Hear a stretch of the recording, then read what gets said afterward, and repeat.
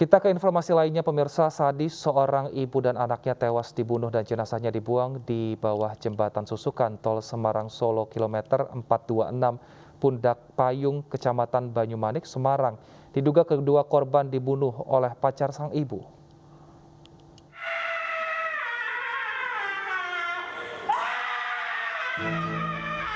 Tangis histeris keluarga korban pecah usai memastikan mayat perempuan muda di kamar mayat RSUP Dr. Karyadi Semarang adalah anaknya. Sweta Kusuma Gatra Subadria, usia 32 tahun. Sweta saat ini menjalani profesi perawat di salah satu rumah sakit di Yogyakarta. Pasca pemeriksaan dengan visum didapati tanda kekerasan pada leher korban. Setelah melakukan penyelidikan dengan kembali mendatangi tempat kejadian perkara, polisi menemukan kerangka tengkorak anak yang diduga Fauzan, usia 4 tahun, anak kedua Sweta. Sweta merupakan janda 2 anak. Anak pertama diasuh oleh kakeknya, sedangkan Fauzan anak kedua dititipkan kepada calon suami di Lasem, Jawa Tengah. Terdapat berbagai tanda-tanda kekerasan yang dimungkinkan yang bersangkutan adalah korban pembunuhan. Kami mohon doa restunya, semoga segera terungkap dan kami berjanji sampai lubang semut pun akan kita kejar pelakunya. Hingga kini polisi masih memburu pelaku yang identitasnya sudah diketahui. Pelaku merupakan pacar korban dan keduanya sudah bertunangan. Dari Semarang, Jawa Tengah, Kristadi, iNews melaporkan. Untuk mengetahui informasi lebih lengkap, sudah bergabung bersama kami Kombes Pol Juhandani Raharjopuro, Direktur Reserse Kriminal Umum Polda Jawa Tengah. Selamat siang, Pak Juhandani. Selamat siang, Mas. Baik. Mas Wilson. Baik, Pak, bisa diceritakan seperti apa pertama kali penemuan jasad dan siapa yang menemukan, Pak, di bawah kolong jembatan itu? Terima kasih. Kami berawal dari pada tanggal 13 Maret. Adanya laporan tentang penemuan jenazah.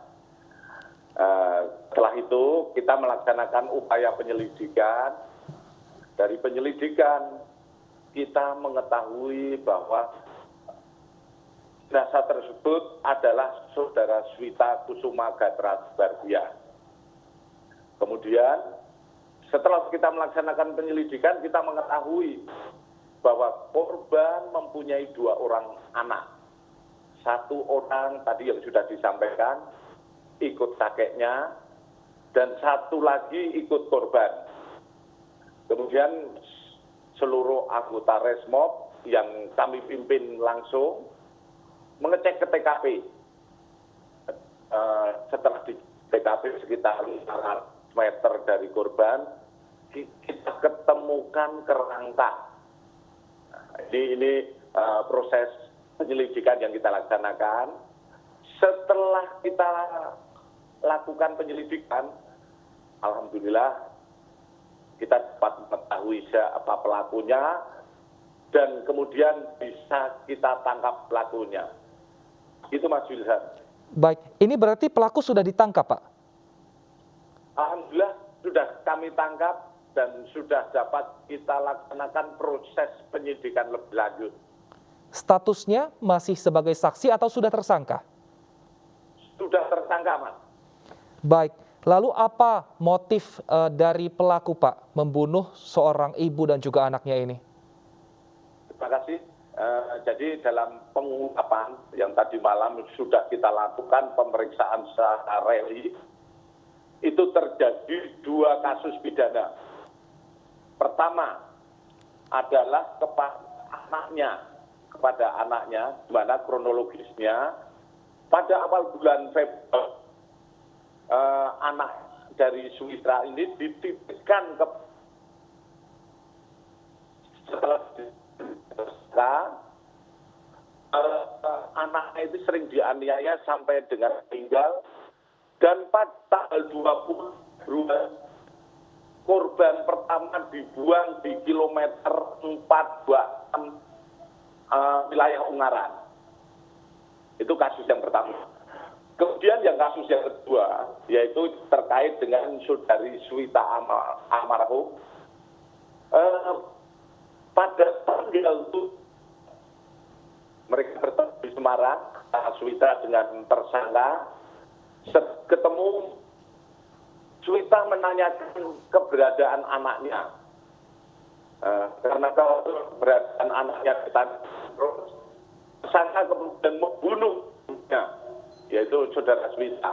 Baik. Kemudian dibuang di kilometer 425 yang pada tanggal 13 Maret kemarin kita temukan jasadnya. Demikian Mas Wilson. Baik, motifnya apa Pak Juhandani? Apakah memang karena apa ini pelaku akhirnya tega membunuh pertama anak dari sang ibu, kemudian calon istrinya ini?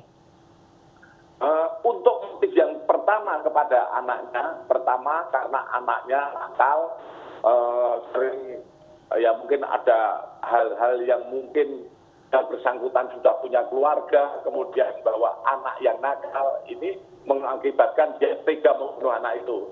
Itu motif yang pertama. Kemudian terhadap Swita, motifnya pertama adalah cemburu dan juga pengen menutupi keberadaan si anak yang sudah meninggal. Baik. Begitu, Wilson. Baik, terima kasih Kombes Pol Juhandani Raharjo Puro di Reskrimum Polda Jawa Tengah atas informasinya dan terima kasih sudah mengungkap kasus ini. Sehat selalu Pak.